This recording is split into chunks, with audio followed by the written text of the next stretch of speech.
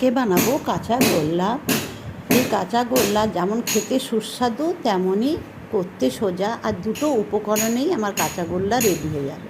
আমি 500 দুধ ছানা কাটিয়ে নিয়েছি, নিয়ে জল ঝরিয়ে 10 মিনিট রেখে দিয়েছিলাম। এবারে নিয়ে ওর মধ্যে চিনির গুঁড়ো 2 চামচ দিয়েছি। মিষ্টিটা নিজেদের মতো করে যেমন খাবে তেমন দেবেন। দিয়ে এবারে ভালো করে মেখে নেব, নিয়ে ওর থেকে ছোট ছোট লেচি কেটে নেব। করে আমি বল বানিয়ে নিচ্ছি।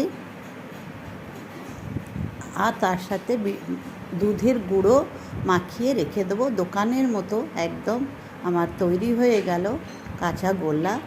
কেটে দেখাচ্ছি কতটা সুন্দর আমার এই কাঁচা গোল্লা হয়েছে। আর খেতেও সেরকম সুস্বাদু হয়েছে।